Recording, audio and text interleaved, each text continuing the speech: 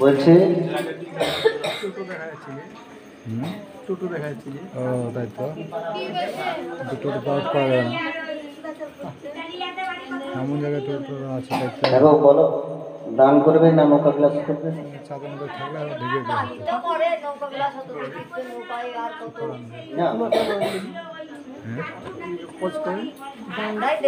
দানি হোক দানি।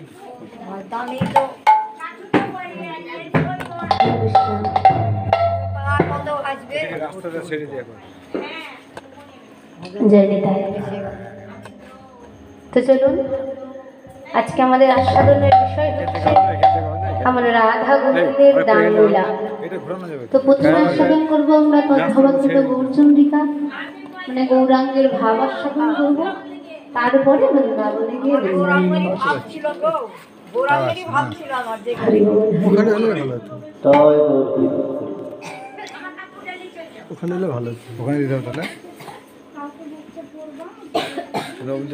যা আশা করবে তো রাস্তা ছুটতে হবে তো, বদ্ধ রাস্তা। ঠিক আছে, হ্যাঁ একটু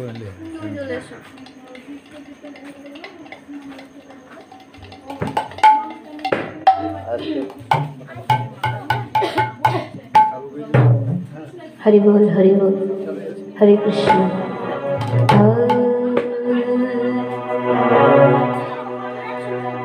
হরে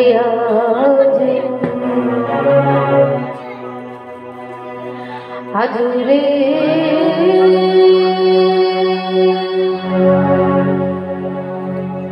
আজুরে গো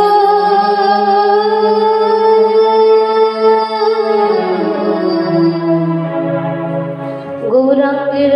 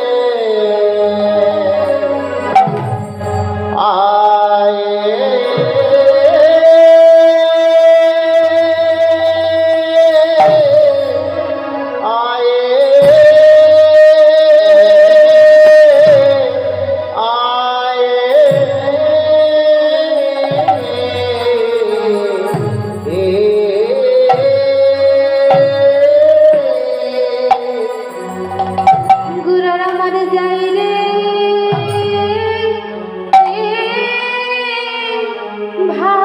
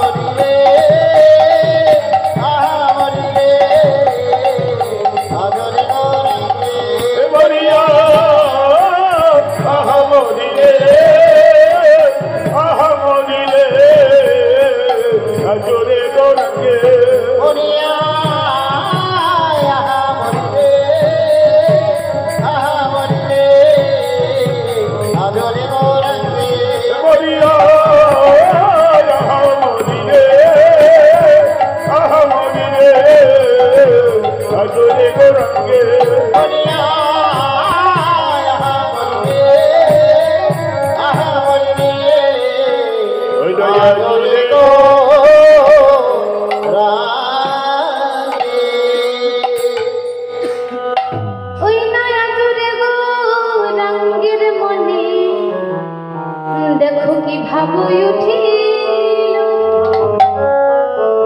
ওই না নদী মাঝে প্রাণ গোড়ায়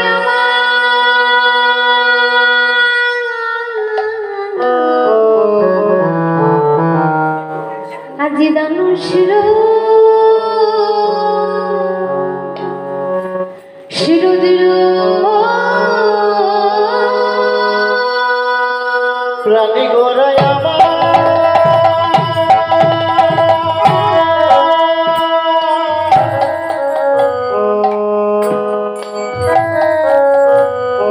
ওই নদীয়ার মাঝে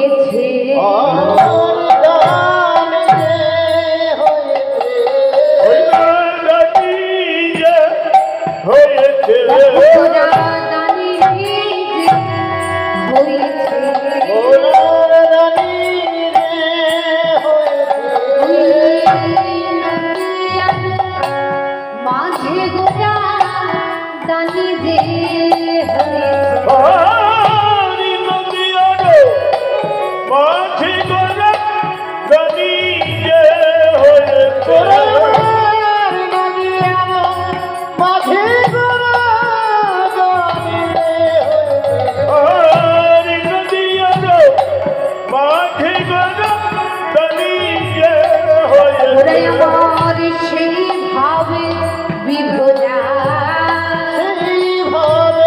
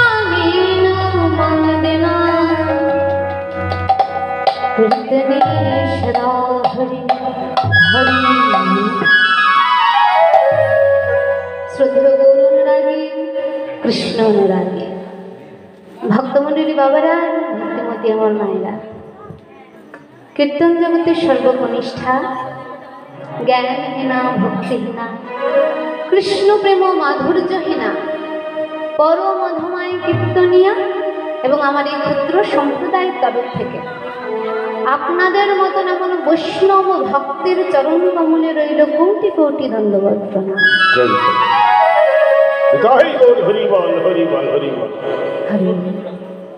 হরে কৃষ্ণ। তো মাধুর্য মণ্ডিত শ্রীধাম নবদ্বীপ ধাম, সেই ধামে প্রেমের ঠাকুর গৌর হরি আমার আজ কি করেছে না, নবমেধা ভক্তিকে আশ্রয় করে আর সূচি গর্ভ সিন্ধু ভেদ করে তিনি অবতীর্ণ হয়েছিলেন নদিয়ার ভাগ্যাকাশে।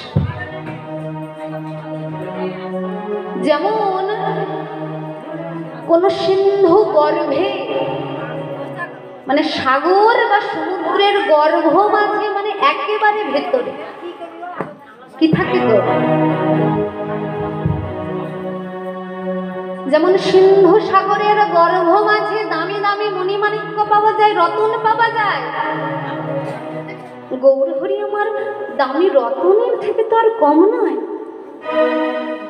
তাই মহাজন বলেছেন সচি মায়েরা গর্ভ সিন্ধু ভেদ করে, এমন আমার প্রাণের ঠাকুর গৌর হরির মতন অমূল্য রতন এই আমাদের মাঝে, বিশেষ করে এই বাঙালি আমরা যারা, তাদেরকে গর্বধন্য করবে বলে মহাপ্রভু এসেছিলেন বাংলার মাটি। ভগবানের তো আরো আরো অবতার ছিল গো মা, 10 অবতারের মধ্যে একবার তো ভগবান বাংলার মাটিতে আসলেন না। তাই তো বলেছেন ধন্য কলি যুগ ধন্য শ্রীকৃষ্ণ চৈতন্য। আর বাকি বাকি যুগ ধন্য হতে পারে, কিন্তু ধন্যের মধ্যে এই কলি যুগ সর্বশ্রেষ্ঠ ধন্য। কারণ এই যুগে আমার মহাপ্রভু অবতীর্ণ হয়েছে, আর যেই যুগটা ধন্য হয়েছে আর বাকি যুগের থেকে, সেই যুগে যে ভগবান এসেছেন তিনি আমাদের মতন বাংলার মাটিতে এসেছেন।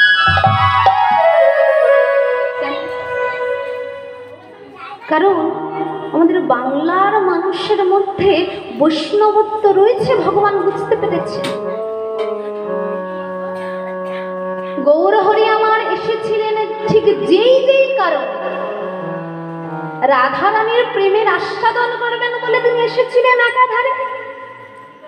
রাধারানীকে বলেছিলেন কইছন মাধুরীমা, কইছন রাধা প্রেমা, কইছন সুখে দুহ ঘোর, এতিন বাঞ্ছিত ধন ব্রজে না হইল পুরম, ভাবিয়া না পাইন।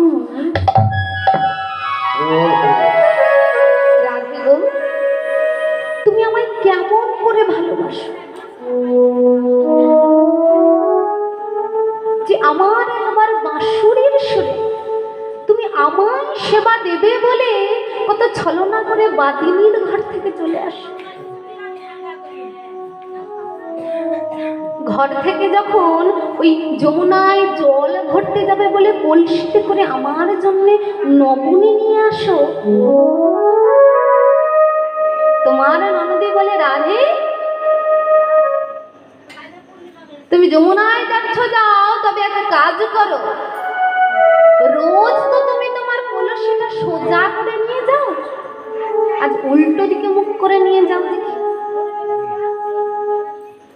রাধারানীর সখীদের বলে ওরে সখী এবার আমি কি করি? বলে কেন, তুই না কৃষ্ণ প্রেয়সী, যা বলেছে তাই করতে হবে। ননদীর অনুমতি, ননদীর আদেশ। ঘরে গিয়ে কি করেছে, কলসি থেকে নবনীটা বের করে এবার শাড়ির আঁচলের মধ্যে গুটিয়ে দিয়েছে। শাড়ির আঁচলে গুটিয়ে শাড়িটাকে ভালো করে কোমরে গুঁজে যেই না বেরোচ্ছে, ননদী বলছে শোনো রাধে, রোজ তো তুমি এমন করে ঘোমটা দিয়ে কোমরে শাড়ি গুঁজে যাও, আজকে শাড়িটা ছেড়ে যাও দেখি। রাধারানী বলে বেশ তাই হবে। ঘরে গিয়ে ওই আঁচল থেকে খুলে এবারে রাধারানী কি করবে, চুলের কবরি মানে খোপার মধ্যে আটকে নিয়েছেন, বেরিয়ে সদর দরজায় পা দিয়েছে। অমনি ননদী বলে থামো রাধে, তুমি এমনি বিনোদিনী কুমারী সুন্দরী রমণ, রোজ তো তুমি এমন সুন্দর করে খোপা বেঁধে যাও, আজ খোপাটা খুলে যাও দেখি। যে জন কৃষ্ণ ভজে সেবন যদি। তবে এবার বলো মা, তুমি হলে আর কোথায় করে নিয়ে যাবে? রাধা রানী হচ্ছেন প্রকৃত ভক্ত। প্রসঙ্গক্রমে বলে রাখি, আমরা যে যে ভগবানেরই পুজো করি না কেন, আমাদের পুজো কখন সম্পন্ন জানে? যেই পুজোতে ভক্ত আর ভগবানকে একসঙ্গে পুজো করা হবে, সেই পুজোটা হচ্ছে সম্পূর্ণ পুজো। যেমন যেমন আমার রাধা গোবিন্দ, গোবিন্দ আমার ঈশ্বর, রাধা রানী তার শ্রেষ্ঠ ভক্ত। তাই কখনো কোথাও দেখবেন না শ্রীকৃষ্ণের একা পুজো হয়। একেবারে সম্পূর্ণ পরিপূর্ণ পুজো হচ্ছে আমার রাধা গোবিন্দ যুগল পুজো। আরো একখানা রয়েছে, কি জানেন? আর কিছুদিন পরেই হবে দেখবেন রামনবমীতে। রামনবমীতে যেখানে যেমনই মূর্তি করুক না কেন, রাম লক্ষ্মণ সীতা তো থাকেই, তার সাথে চরণ তলে হনুমানকে রাখবে। সেই দিনে একসাথে ভক্ত আর ভগবানের পুজো করা হয়। তো ভক্ত আর ভগবানকে একসঙ্গে পুজো করলে তবে সেই পুজোটা সম্পন্ন। আজ রাধারানী আমার কি করবে? ঘরের মধ্যে ঢুকে বুঝতে পারছে না এইবারে নবনীটা কোথায় রাখবে, কিন্তু তার প্রাণবধূ তার জন্য অপেক্ষা করছে। নবমী তো তাকে নিয়ে যেতেই হবে, কারণ তার সেবাই লাগাতে হবে। কি করলেন? আর কিছু উপায় না পেয়ে রাধারানীর নবনীতা নিয়ে বদলে দিয়ে দিলেন। কেমন অবস্থায় বদলে দিলেন জানেন? যতটুকু নবনে নিয়েছেন আমাদের জিহ্বার একেবারে তলদেশে রেখেছেন, উপরে নয়। কারণ মহাজন বৈষ্ণব মহাজন বলেছেন জিহ্বার উপরে যদি কোনো কিছু থাকে তবে সেটা উচ্ছিষ্ট, মানে একটু, আর জিহ্বার তলদেশে যদি কোনো কিছু থাকে সেটা উচ্ছিষ্ট নয়। রাধারানী এবার বদনে নবনী দিয়ে ননদী কুটিলার সামনে দিয়ে বেরিয়ে গেল। গোবিন্দ বলে, রাধে তুমি আমায় এমন করে সেবা দাও, না জানি আমার মধ্যে আছে কি যে তুমি আমায় এত ভালোবাসো। কেমন তোমার প্রেমের মাধুর্য, কেমন তোমার প্রেমের রীতি, কেমন তোমার প্রেমের গভীরতা, কিন্তু এই জন্য আমি আস্বাদন করতে পারলাম না রাধে। তাই আগত কলিযুগে আমি যাব তোমার অঙ্গকান্তি নিয়ে গৌর হয়ে, সেখানে আমি বৈষ্ণব সঙ্গ করব। যেখানে বৈষ্ণব থাকবে, সাধুগুরু ভক্ত থাকবে, সেইখানে গিয়ে আমি তোমার প্রেম আস্বাদন করবো আর তোমাদের প্রেমে বিলিয়ে দেব। তাই গৌরহরি আমাদের বাংলার মাটিতে এসেছেন গো মা। ভগবান ভেবেছিলেন বৈরাগ্য যদি আস্বাদন করতে হয় তাহলে হয়তো বাংলার মাটিটাই শ্রেষ্ঠ। তাই আমাদের বাংলার মাটিতে এত সাধুগুরু বৈষ্ণব, আমার বাংলার মাটিতে আমার মহাপ্রভুর বাকি সব পারিষদ এসেছে। এসেছেন শ্রীবাস পণ্ডিত, এসেছেন অদ্বৈত প্রভু। এই শ্রীবাস পণ্ডিত কি করেছিলেন? এক সময় ভক্ত দেখলে, বৈষ্ণব দেখলে অপমান করতেন। যেই শ্রীবাস পণ্ডিতের ঘরে আমার মহাপ্রভু হরিনাম করতেন, যখন তার চৈতন্য ফিরল তখন নবদ্বীপ থেকে দাঁড়ে দাঁড়িয়ে গিয়ে বৈষ্ণব দেখলে তার চরণ দুখানা জড়িয়ে ধরতেন। বৈষ্ণবের পথ ঘাট, ভক্তদের সড়ক পথ ঝাঁট দিতেন। আর কোন বৈষ্ণব দেখতে বলতেন, ওহে বৈষ্ণব বৈষ্ণব আমারে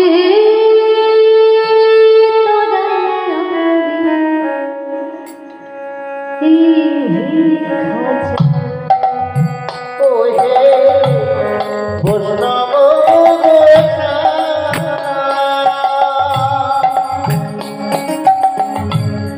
আমার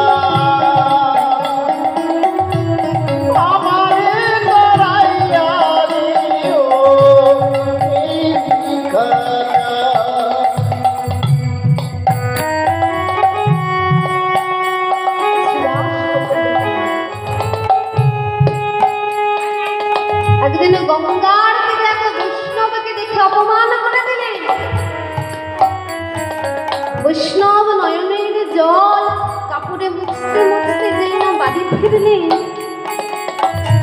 শ্রীবাস পণ্ডিত বাড়িতে এসে যেই শয়নরত নিদ্রা, অমনি তিনি স্বপ্নে দর্শন করিলেন এক আশ্চর্য মহাপুরুষকে, যার শরীরটা মানুষের মতো কিন্তু মুখখানা সিংহের মতো। এমন ভয়ঙ্কর একজনকে, এক প্রাণীকে দর্শন করে শ্রীবাস মনে মনে করছে, আমি এতদিন যাকে মানিনি, কি তবে সেই ভগবান, নাকি এ কোনো ভয়ঙ্কর জন্তু?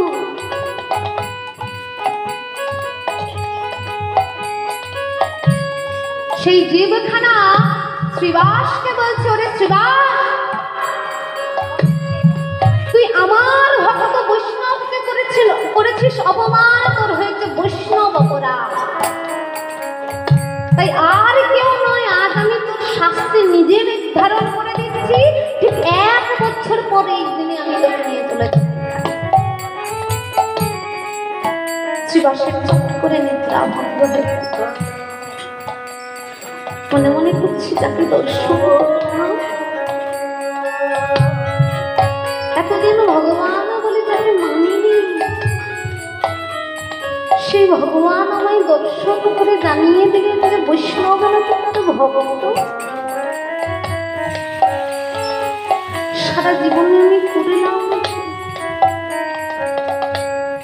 আমি নাকি এমন মানুষ যে বৈষ্ণব দেখলে তাকে আমি অপমান করি। তাই আজ হয়তো কি করলেন, মনে মনে জেনে গেছেন আমি তোর বেশি বাঁচব না। ভগবান আমার আয়ু নির্ধারণ করে দিয়ে গেছেন মাত্র 1টা বছর। তাই অন্তত সারা জীবনে যত পাপ করেছি, এই 1 বছরে কিছু না হলে যতটুকু হবে বৈষ্ণব সেবা। তাই বৈষ্ণবের চরণ ধরে বলে, আমি বড়ই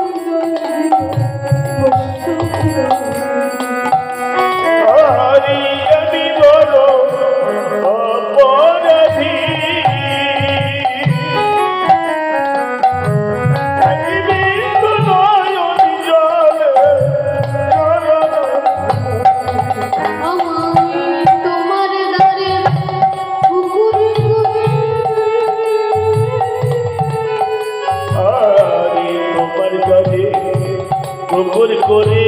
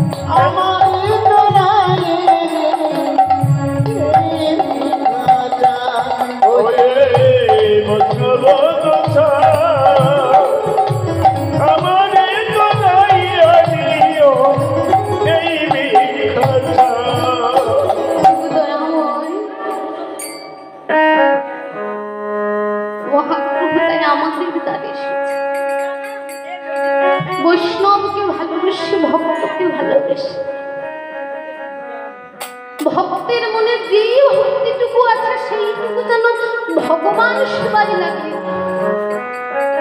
তাই এসেছেন তিনি ওই রাধার মতন করে আমাদের প্রেম শেখাবেন। রাধারানী আমার যেমন করে গোবিন্দকে ভালোবেসেছিলেন, রাধারানী গোবিন্দকে শ্রেষ্ঠ ভালোবেসেছিলেন বলেই গোবিন্দ একদিন রাধারানীর চরণটা নিজের মস্তকে নিয়েছিলেন। ওই আর তো কোনো ভক্তের চরণ মস্তকে নেই। মহাপ্রভু যিনি আমার প্রেমের ঠাকুর, সেই প্রেম আমাদের বিকাবেন বলে এসেছিলেন নদিয়ার মাঝে। তিনি আমার ভাবনিধি গৌরহরি, ভাবে ভাবিষ্ট হয়ে পূরবের ভাব মনে করে আজ কি করেছেন, নদিয়ার রাজপথে দানি সেজে দাঁড়িয়েছে। আরে দানি সেজে কেমন করে দাঁড়িয়েছেন, হাতে একখানা বেতের পাঁচুনি নিয়ে নদিয়ার রাজপথে দাঁড়িয়েছেন। আর যেই না হাতে লাঠি নিয়ে নদিয়ার রাজপথে দাঁড়িয়েছে, অমনি নদিয়ার কোনো নাগর নাগরী পারাপার হতে পারছে। আজ সকলের পথ রোধ করে গৌরহরি আমার কি বলছে জানেন, আজ দান দেহ দান দেহ বলে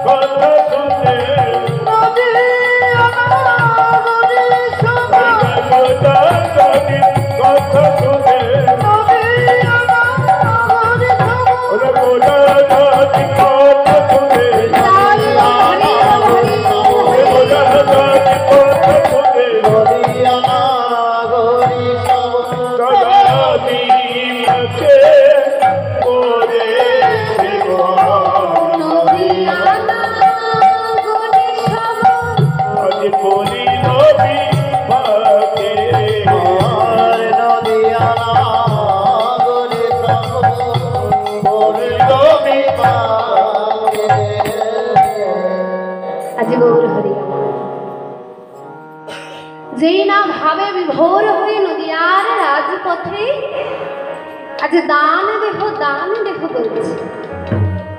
অমনি নদিয়ার নাগরী সকলে বিপাকে পড়েছে। নাগরিকগণ মনে মনে করছে, প্রেমের ঠাকুর গৌর হরি, প্রাণের গৌর হরি আমাদের কিসের দামে চাইছে? এক নাগরী আর এক নাগরীকে বলছে, ওরে ও নাগরী, আমার গৌর হরি কিসের দামে চাইছে? দান অনেক রকমের আছে মা, এইদিকে এইদিকে এইদিকে এইদিকে তাকান। আমরা যে দান করি, কি কাউকে দান করি তো কিছু না কিছু করি তো আমাদের দানটা বিফলে চলে যাচ্ছে না তো? শুনে নিতে হবে, জেনে নিতে হবে। শাস্ত্র বলছে দান হচ্ছে 3 প্রকারের। কি কি? সাত্ত্বিক দান, রাজসিক দান আর তামসিক দান। সাত্ত্বিক দান কি না, যে দান করলে তা সৎ কাজে লাগবে, তাই হচ্ছে সাত্ত্বিক দান। যেমন যেমন কোনো সাধুগুরু বৈষ্ণবকে যদি আমরা কিছু দান করি, তবে তা ভগবানের সেবায় লাগবে বা ভক্তের সেবায় লাগবে। শুধু সাধুগুরু বৈষ্ণব নয়, যদি সমাজ সেবায় কোনো কিছু দান করি, তবুও সেটা সমাজের সেবায় লাগবে। মানে সাত্ত্বিক দানকে এক কথায় বলে দান করে তার ফল আশা বা কামনা না করাকে বলছে সাত্ত্বিক দান। আমি আপনাকে কোনো কিছু দান করলাম, তার জন্য আমার কিছু চাই না। আমরা পারি? আমরা কোনো বৈষ্ণব আসলে বা সাধুগুরু বৈষ্ণবকে দান করলে প্রথমেই মনে মনে করে নেই আমরা বড় পূর্ণ করলাম, বৈষ্ণবকে দান করলাম। এইখানেই কাটা পড়ে গেল। আরে রাজস্বিক দান কি? হরে কৃষ্ণ। না, যেই দান করার বিনিময়ে আমি কিছু চাইছি, তাই হচ্ছে রাজস্বিক দান। আর তামসিক দান কি? আমি যে দানটা করলাম সেটা কোনো ভালো কাজে লাগলো না, মানে আমার টাকাটা জলে গেল, তাই হচ্ছে তামসিক দান। আমরা মনুর পুত্র বলে আমাদের বলা হয় মানুষ, মানব বলা হয়, জানি তো? মনু সংহিতায় কি বলেছে জানেন? মনু সংহিতায় বলেছেন দান কাকে কাকে করা উচিত। এক, দান করা। কি কি দান করব আগে আমরা? না, অন্ন দান করব, বস্ত্র দান করব আর ঔষধ দান করব। কাউকে অন্ন দান করব যাতে ভবিষ্যতে আমার অন্যের কষ্ট না হয়। বস্ত্র দান করব আর ঔষধি দান করব। আজ যদি আমি দান করে রাখি, ভবিষ্যতে একদিন আমার বার্ধক্য আসলে আমাকেও ঔষধ সেবন করতে হবে, সেদিন আমাকেও কেউ ঔষধ এমন করে যোগাবে। একদিন কি হয়েছে জানেন? দান আমাদের কাজে লাগছে নাকি অপচয় হচ্ছে, দেখুন কত মহতের কাছ থেকে আমরা জানতে পারছি। এক রাজা তার সব সময় থাকা এক সঙ্গীকে কিছু পয়সা দিয়ে বলেছেন, যা তোকে এই পয়সাটা দিলাম, তোর যা ইচ্ছে তাই করে আয়, কিন্তু এসে আমায় হিসেব দিতে হবে। তার সঙ্গী তাই করে এসে বলুন তো মা, এখন আপনাকে যদি কিছু পয়সা দিয়ে দেওয়া হয়, আপনি এসে কি হিসেব দেবেন? কি হিসেব দেবেন? সব টাকা দান করে দিয়ে চলে আসবেন? তা তো নয়। সেই সঙ্গী তা ব্যয় করে এসে রাজাকে হিসেব দিচ্ছে, বলে তুমি আমায় যে টাকা দিয়েছো তার আমি 3 খানা ভাগ করেছি। একখানা ভাগ দিয়ে আমি আমার প্রয়োজনীয় জিনিস কিনেছি, আর বাকি যে 2 ভাগ থাকলো, ওই 2 ভাগের মধ্যে 1 ভাগ আমি দেখেছিলাম রাস্তায় এক দরিদ্র মানুষ খেতে পাচ্ছে না, অনাহারে আছে, আমি তাকে দিয়েছি। বলে চুপ করে গেছে। রাজা বলে, হ্যাঁ রে, তাহলে 3য় ভাগটা করলে কি? বলে, তোমায় আর কি বলবো মহারাজ, আমি যখন তোমার কাছে ফিরে আসছিলাম তখন মাঠের মাঝে দেখতে পারলাম ওই লটারির টিকিট বিক্রি হচ্ছে, আর একটা মেয়ে সেই টিকিটের বিনিময়ে বাইজি নাচ করছে। অনেক দিনের বাসনা ছিল আমি বাইজি নাচ দেখব, অর্থ ছিল না বলে কোনোদিন দেখা হয়নি, তাই শেষ ভাগটা দিয়ে আমি ওই বাইজি নাচ দেখে এসেছি। মহাজন বললেন, আমাদের অর্থ ঠিক এমন ভাবেই ব্যয় হয়, একবার ভেবে দেখবেন। নিজের অর্থকে যদি 3 ভাগে ভাগ করেন, তাহলে 1 ভাগ মাত্র আমাদের নিজের প্রয়োজনীয় জিনিসে লাগে, আর 1 ভাগ একে ওকে দিতেই আমাদের ফুরিয়ে যায়, আর 1 ভাগ আমাদের অপচয় যায়, কোন দিক দিয়ে কেমন করে ফুরালো আমরা হিসাবই পাই না। তো পয়সা ভাই এমন করে করলে হবে না, দান করতে হবে সাত্ত্বিক।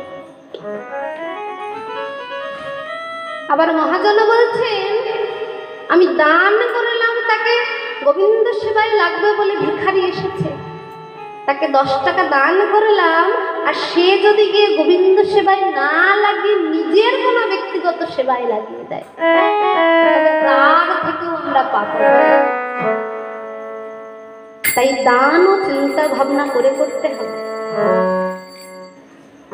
গৌরহরি আমার যেই দানের কথা বলেছে, নদিয়া নগরে বুঝতে পারছে না কোন দান চাই, ছুটতে ছুটতে এসে বলছে, বলো কিসের লাগে?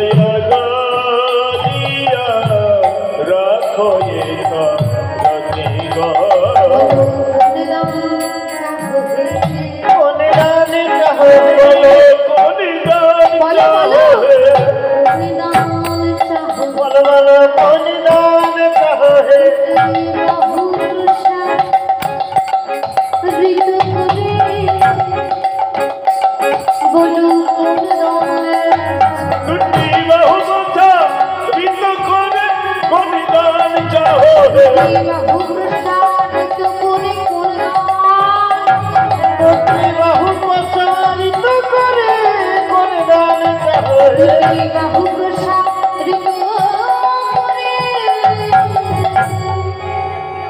এই নদী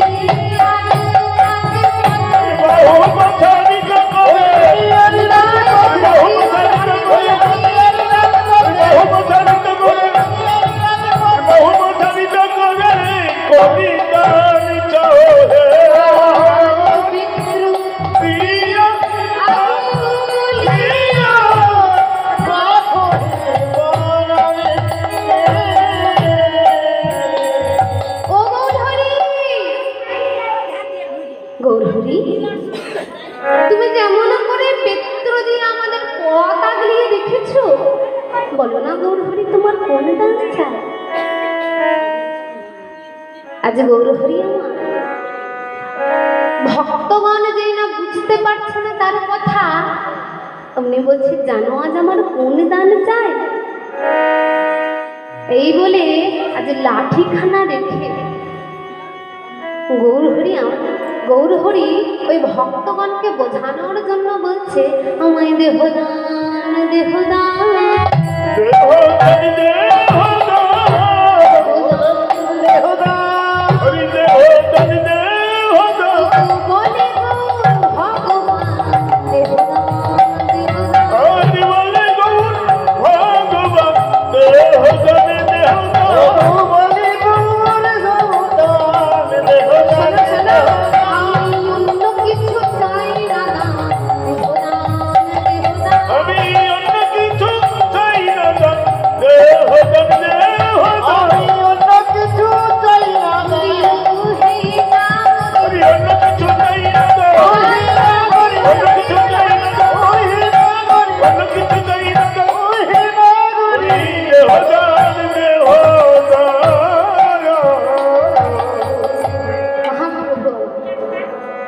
বলছে শোনো, তোমরা বুঝতে পারছো না আমি তোমাদের কাছ থেকে কি দান চাইছি? তবে ভালো করে মনে দিয়ে শোনো, আমি তোমাদের কাছ থেকে দান চাইছি কি না দেহদান। মানে তোমরা যত যত ভক্ত রয়েছে আর তোমাদের যত যত ভক্তের দেহ রয়েছে সেই সকলে দেহ আমায় দান করো। কেন? কারণ তোমাদের সকল ভক্তের দেহ যদি আমায় দান করো, সেই দেহ নিয়ে আমি মন প্রাণ ভরে আমি আমার হরিগুণ কীর্তন গাইব, শ্রবণ করব। আমার একটা বদন শ্রবণ দিয়ে হরি কথা শুনে আমার মন ভরে না, হরি কথা বলে আমার প্রাণ ভরে না। মা, তোমরা সকলে মিলে ওইদিকে কি চেয়ে দেখছো গো? হ্যাঁ, হরে কৃষ্ণ, এইদিকে এইদিকে। আজ মহাপ্রভু বলেছেন, আমাদের বলে গেছেন সকলকে তখন না, এখনো বলেছেন দেহ যদি দান করতে হয় তবে অমন করে গৌর হরিকে যেন আমরা দেহ দান করি। কেমন করে না, এই দেহ দিয়ে যদি গোবিন্দ সেবা করি তবেই সেটা আমার গৌর হরিকে দান করা হয়ে যাবে। একাধারে গৌর হরি আমার ভক্ত নিয়ে রস আস্বাদন করছে, আবার ভাব আস্বাদন করছে। তাই বলছে এই তো গেল তোমাদের এখনকার দান। আর তোমাদের মনে পড়ে না, ও গো কৃষ্ণ অবতারে আমি সাথী আছে দান, হরে কৃষ্ণ অবতারে আমি সাথী আছে দান।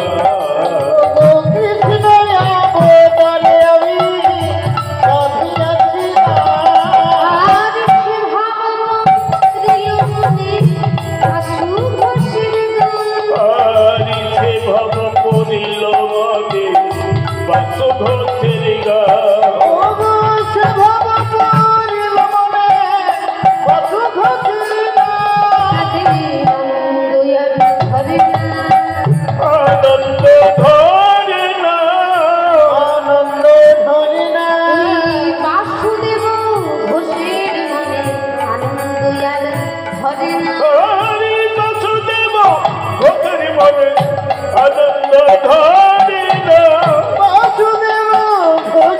ভজি ভজি ভজি হরি বাসুদেব ভজের মনে বাসুদেব ভজের মনে বাসুদেব ভজের মনে আনন্দ তাই কৃষ্ণ অবতারে আমি সাথী আছি না আর সে ভাব পূরণে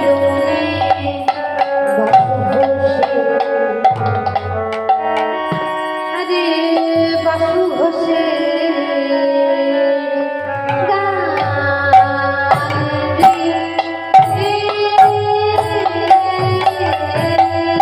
হরি পড়ল